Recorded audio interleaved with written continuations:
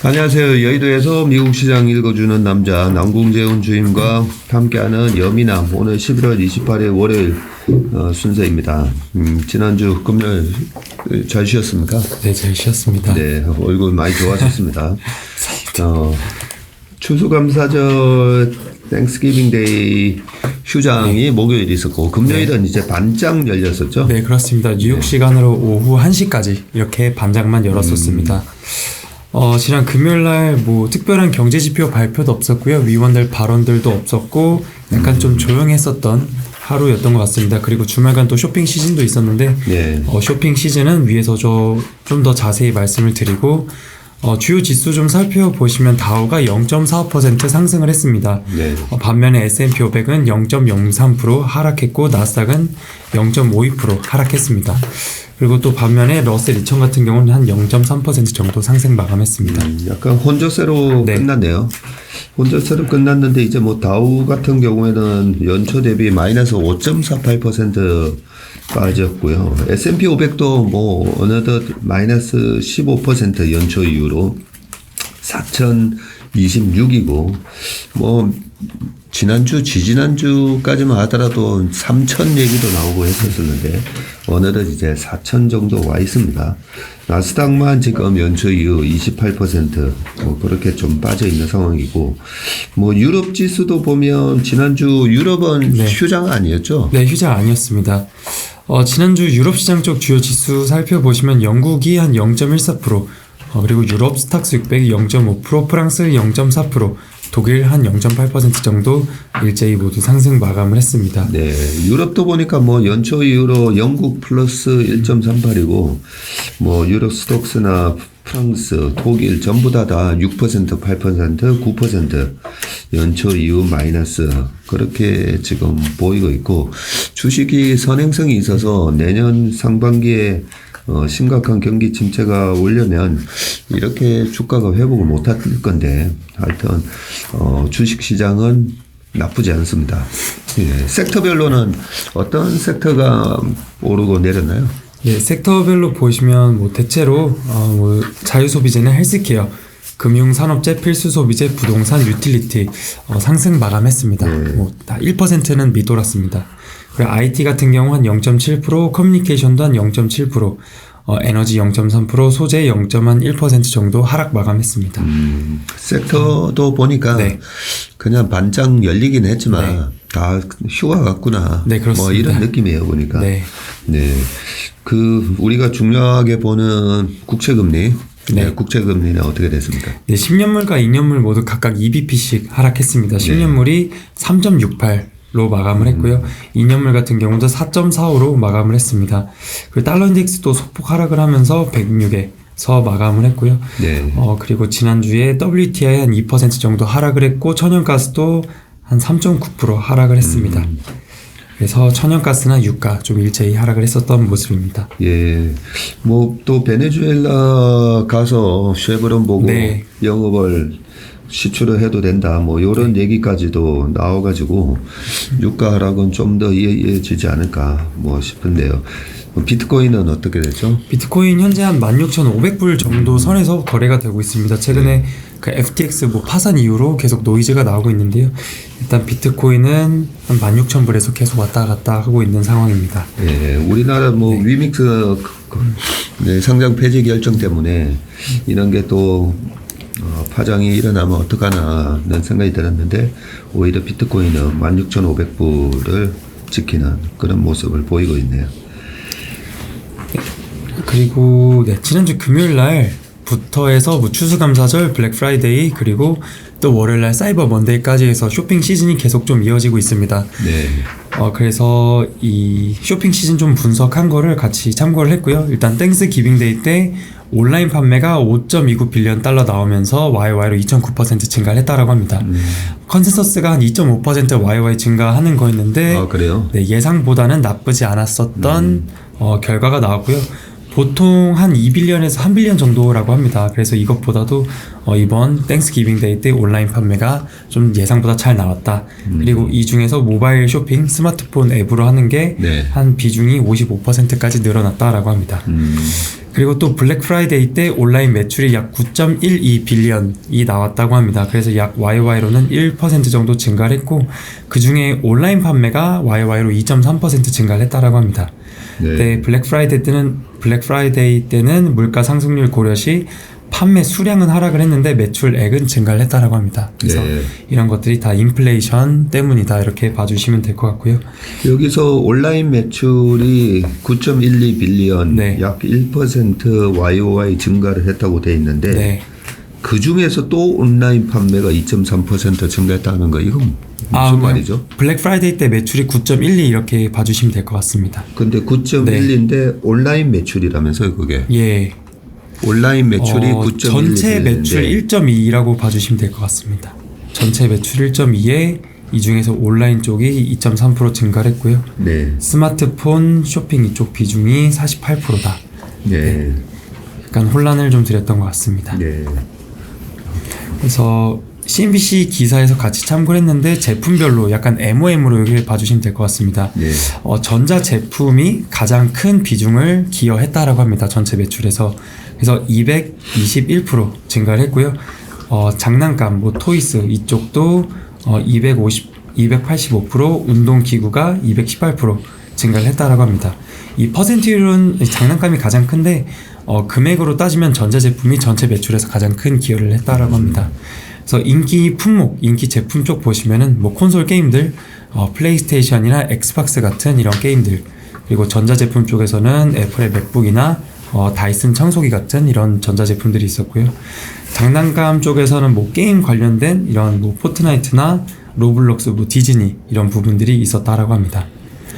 그래서 어도비 애널리틱스에서 한 애널리스트는 소비자들이 집에서 이 쇼핑을 하는 편리함에 따라서 전자상 거래의 수요는 상당히 강했다 이렇게 평가를 했는데 또 한면으로는 인플레이션 부담에 따라서 이 BNPL이라고 합니다. Buy Now Pay Later, 그러니까 후불이라고 보시면 되는데 이 결제액이 전주 대비 78% 증가를 했다라고 합니다. 그래서 물가가 높지만 소비는 좀 여전하다 이렇게 볼 수 있을 것 같습니다. 일단 지금 사고 싶은 거 사고 나중에 카드가 결제 돌아오는 건 나중에 돌아오는 거니까 나중에 결제를 해라. 그래서 Buy Now Pay Later 이렇게 돼 있는 것 같고 지금 보면서 여기서 이제 얘기하는 게 최근에 미국은 보면 이제 리오프닝이 많이 가속화되고 있으니까 아무래도 이제 전자상거래 매출이 좀 줄지 않겠나 그런 것들이 올해 들어와서 주식시장에 그런 플랫폼 기업들의 주가 약세 이유였었잖아요. 코로나 때 그게 가수였다. 코로나 때 이제 물론 평소와는 좀 다른 상황이었기 때문에 전자상거래나 집에서 집콕으로 여러 가지 보는 넷플릭스 포함해서 그쪽에 조금 가수요가 있었다라고 볼 수는 있었지만 리오프닝이 가속화되는 지금 와중에도 온라인이나 전자상거래가 여전히 고성장을 하고 있다. 이런 면을 좀 엿볼 수 있는 그런 블랙 프라이데이 매출 동향이었던 것 같습니다. 네, 그리고 오늘은 또 사이버 먼데이라고 해서 또 쇼핑 시즌이 계속 이어집니다. 총 판매액 예상으로는 11.2 빌리언, 그래서 YY로 5.1% 증가를 할 것으로 전망을 하고 있습니다. 그래서 이번에 스포티파이에서 이번 쇼핑 시즌의 전자상거래 주문을 좀 분석을 했는데 주문 건수당 소비액은 한 3.8% YY를 증가를 했다라고 합니다.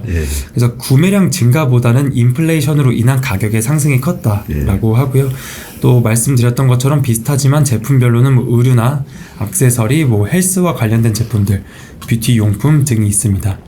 그래서 쇼피파이에서는 이 땡스기빙 데이 때 온라인 매출 분당 152만 달러, 1.52 밀리언 이렇게 기록을 했다라고 합니다. 그리고 또 세일즈포스에서는 온라인 평균 할인율이 31% 정도 된다고 합니다.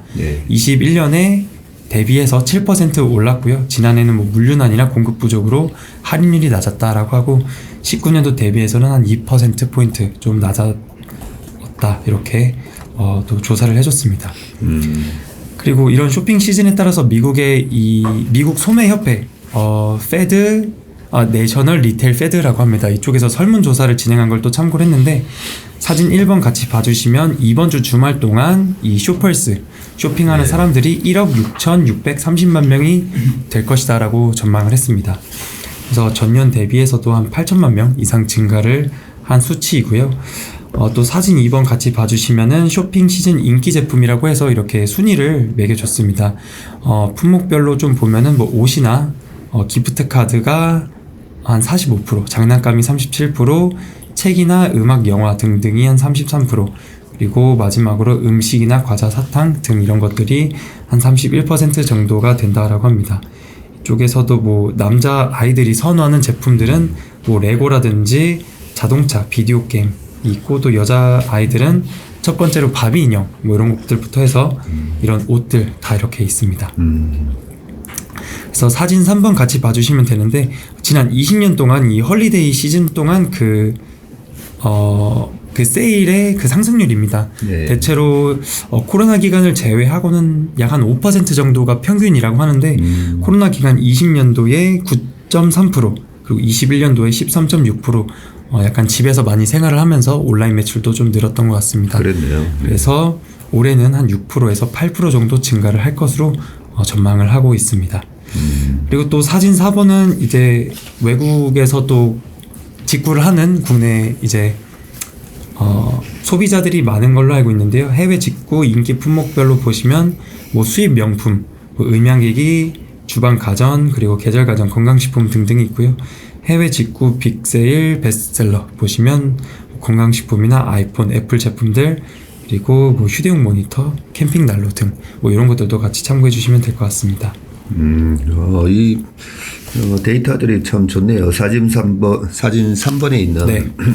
올해 소매 판매 전망. 여기서도 과거 리세션 기간이었던 2008년도에는 어느 정도 소매 판매가 줄었나 봤더니 전년 동기 대비해서 전년 동월 네. 전년 대비 네. 2007년도에 2.7% 올랐었는데 2008년도에 마이너스 4.7% 그렇게 감소했었고 2009년까지 실업률이 계속 올라가면서 안 좋다 보니까 그 줄어들었던 소비가 회복을 못하고 2009년에도 0.2% 증가에 그쳤었는데 2010년부터는 다시 5% 이런 식으로 이제 쭉 올라오는 모습이 보였었고 2018년도에 1.9%로 좀 벌써 둔화되는 조짐이 나왔었고요. 근데 2019년도에는 3.6% 증가였고 2020년도에 우리가 네. 여러 가지 경제 코로나 봉쇄 때문에 경제가 망가질 거고 2008년과 같은 상황이 재현되는 게 아닌가라고 걱정을 했었지만 2020년도에 오히려 9.3% 네. 증가하는 모습이 나왔고 작년에는 13.5% 더 크게 늘었습니다. 더 크게 늘었어요. 이게 전자상거래만 포함된 건가 제가 자세히 봤더니 그게 아니고 그냥 소매 판매 네, 전체 리테일이라고 보시면 될 것 같습니다. 그렇죠. 네, 예. 전체입니다. 전체 동량이었기 때문에 작년 초까지 주가가 강하게 오를 수밖에 없었겠구나 그런 생각이 들었습니다. 그런데 올해도 6에서 8% 증가하는 걸로 나왔단 말이죠. 평균치가 한 5% 정도라고 하는데요. 그래서 그것보다도 높은 수준이다 이렇게 보면 될 것 같습니다. 그러면 어떻게 보면 너무 지금 2, 3년 동안 큰 폭으로 증가했기 때문에 내년에 정말 좀 감소가 오는 건지 네. 아니면 미국의 소비가 너무 탄탄해서 계속 이렇게 증가세가 이어지는지 한번 내년에 정말 어떤 데이터가 나오는지 한번 보고 싶네요.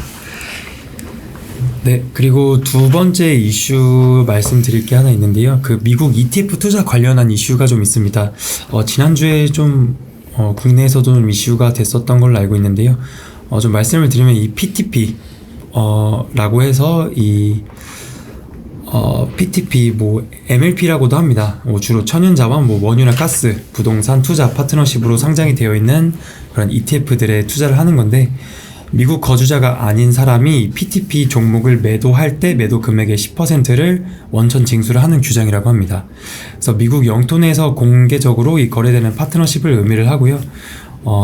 천연자원이나 미국 부동산 거래를 위한 금융상품 이것들이 다 포함이 되는데 단순 금융상품 ETF가 아닌 기업으로 인정이 되는 경우에 원천 징수에서 제외가 된다라고 합니다. 그래서 미국 천연자원 또는 부동산 관련이라고 해서 다 원천 징수 대상은 아니다, 이렇게 보면 될 것 같고, 뭐 보유하신 종목이 이 PTP 종목들인지 아닌지에 대해서는 각 증권사마다 홈페이지에 공지사항의 첨부 파일을 같이 올려놨습니다. 그래서 예. 삼성증권이라든지 뭐 토스증권 이런 데서도 다 올려놨기 때문에 참고해 주시면 되는데, 그 면제를 받을 수도 있다라고 합니다. 또는 환급도 가능한지를 좀 알아봤는데, 일단 이 규정은 내년 1월 1일부터 적용이 된다고 합니다. 그래서 이전에 뭐 토스증권 같은 경우는 좀 매도를 권유하는 글을 같이 올렸고요.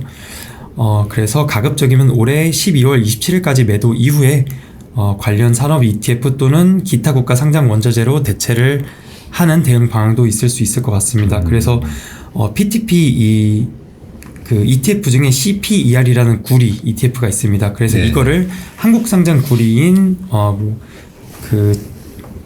신한 구리 이런 것도 있고요. 신한 구리 선물이나 또는 뭐 일본 상장 그 ETP 뭐 이런 상품들이 있습니다. 뭐 이런 걸로 대응이 가능하다라고 하고요. 그리고 또 면제받을 수 있는 방법 중 하나는 수익률 10% 이하 시 면제, 그리고 관련 서류를 제출할 수가 있다라고 하는데, 이 부분은 국내 투자자들한테는 아마 해당이 되지 않을 것 같습니다. 그리고 환급을 또 받을 수 있는 방법은 3월 15일까지 원천징수 대행사, 그래서 뭐 우리나라 증권사 같은 데다가 요청을 하면 미국 국세청에 뭐 서류를 제출을 하면 환급을 해준다. 그래서 뭐 이런 방법이 있다라고 합니다. 그래서 사진 5번에 이런 내용들이 같이 참고를 해놨는데, 매도 금액의 10%의 자금이 몇 달간 묶일 수 있고, 또 이런 부분은 직접 하는 게 아니라 증권사들한테 요청을 해야 되는 거기 때문에 증권사에서 뭐 이런 부분들을 얼마나 적극적으로 해줄지에 대해서 아직 조금 불확실한 것 같습니다. 그래서 말씀드렸던 것처럼 대응 방안으로 해당 상품을 뭐 매도 이후에 대체 상품으로 대응하는 방안이 있을 수 있을 것 같습니다. 예를 들면 그 PTP ETF인 USO, 이거는 WTI를 추종하는 PTP ETF 상품인데, 이를 에너지 섹터 ETF인 XLE로 대체할 수 있을 것 같고요. 또는 개별 종목, 뭐 엑슨모빌로 뭐 이렇게도 할 수 있을 것 같습니다. 네, 그래서 이런 부분들 같이 참고해 주시면 좋을 것 같습니다. 이게 되게 중요한 내용이네요, 보니까. 네, 매도 금액의 10%를 원천 징수하는 내용입니다. 예. 근데 그 대상이 이제 개별 기업 관련된 뭐 스파이나 네. QQQ나 이런 거는 네, 해당 사항이 그런 건 없는 해당 거죠. 사항이 없고요. 네, PTP, 뭐 천연가스나 유가, 부동산 뭐 이런 쪽으로만 되어 있고, 네, 그래서 일반적인 뭐 섹터 ETF들, 뭐 XL이라든지 네. XLY 이런 것들은 포함이 전혀 되지 않습니다. 그렇군요. 그래서 가지고 계시는 종목들이 이 PTP ETF 이 종목에 해당이 되는지 안 되는지 한번 확인을 하고 대응 방안을 좀 하시면 더 좋을 것 같습니다. 네. 일단 뭐 안전하게 하는 방법은 잘 모르겠으면 일단 내년 1월부터 세금을 매기는 거기 때문에 웬만하면 올해 12월 27일까지 매도를 해놓고, 예, 왜냐하면 올해 에너지 관련 기업이라든지 이런 ETF가 수익이 많이 났을 수가 있거든요. 예. 예, 많이 났을 수가 있으니까 괜히 안 내도 되는 세금을 또 뜯길 수가 있으니까요. 올해 27일까지 일단 매도를 해놓으면, 매도해놓고 다시 사면 또 매입 원가가 이제 바뀌게 네. 되는 거니까, 예, 안전하게 하시려면 27일 전에 매도를 해놓고 한번 알아보시는 게 좋을 것 같습니다. 그리고 토스증권 같은 경우에는 공지사항 중에 하나가 이 PTP 종목에 대해서 내년 1월 1일부터 신규 구매가 아예 제한이 될 수도 있다라고 같이 글을 올려놨는데, 이런 부분 아예 종목들 매수를 금지할 수도 있을 것 같습니다. 그래서 그러겠네요. 아예 거래할 수 있는 종목들에서 제외를 시켜버리게 되면 나중에 또 좀 문제가 있을 수 있을 것 같습니다. 그렇죠.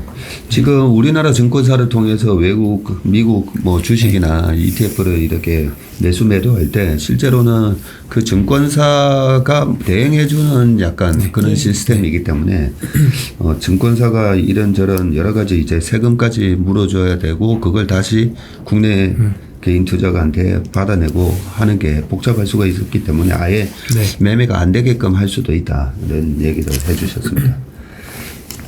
네, 그리고 이슈는 다 말씀드렸고요. 일단 지난주에 빅테크 쪽 잠깐 살펴보시면 애플이 한 2% 정도 하락을 했습니다. 그 중국 쪽에 폭스콘 공장이라든지 시위 계속 일어나고 있으면서 애플의 이 실적과 관련한 노이즈들이 좀 지속적으로 나오고 있는 상황이고 지난 금요일 날은 한 2% 정도 하락을 했습니다. 그리고 뭐 구글 같은 경우 1% 정도 하락을 했고 엔비디아 1.5%, 넷플릭스 2% 정도 하락 마감했습니다. 그리고 필라델피아 반도체 지수도 한 1.3% 정도 하락을 했고요. 이 ETF에 포함이 되어 있는 AMD도 한 1.6%, 마이크론 0.9% 하락 마감했습니다. 반면에 금융주 같은 경우 대체로 강보합 정도로 마감을 하면서 한 0.2%씩 JP모건이나 뱅크 오브 아메리카, 웰스파고, 블랙록 상승 마감을 했고요. 지난주에 또 약간 항공주들이 좀 강세를 보였다라고 합니다. 델타가 한 1.8% 정도 상승을 했고 리오프닝 쪽의 종목들 뭐 에어비앤비도 1% 넘게 상승을 했습니다. 그리고 블랙 프라이데이 좀 예상보다 이런 쇼핑 시즌이 잘 되면서 필수 소비재 종목들이 뭐 월마트도 한 0.4% 정도 강세로 마감을 했습니다. 그리고 특징 종목으로 테슬라가 지난주 금요일날 한 0.2% 정도 하락 마감을 했는데요. 머스크가 트위터에 뭐 업그레이드된 이 FSD 서비스, 베타 서비스를 북미 운전자들에게 제공을 한다라는 소식이 있었습니다. 뭐 완전 자율주행 조금 더 업그레이드 됐다라고 하는데요.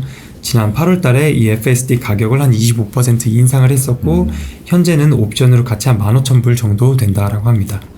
그리고 또 한 가지 부정적인 이슈로는 중국에서 안전벨트 불량 그리고 소프트웨어 등의 문제로 중국에서 한 8만 대 정도 차량 리콜 소식이 있었고 또 이번에도 소프트웨어 업그레이드로 또 해결을 할 예정이라고 합니다. 그래서 아래 내용은 좀 같이 참고해 주시면 되고 액티비전 블리자드 같은 경우는 이 워런 버핏이 인수하는 거에 대해서 이 차익거리를 노린다라고 하면서 주식을 매수했었던 종목입니다.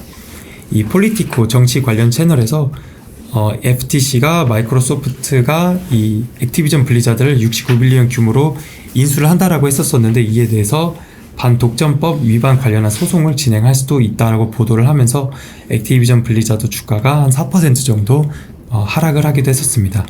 그리고 워런 버핏의 보유 주식도 한 6,400만 주에서 한 6,010만 주로 좀 하락을 했고요.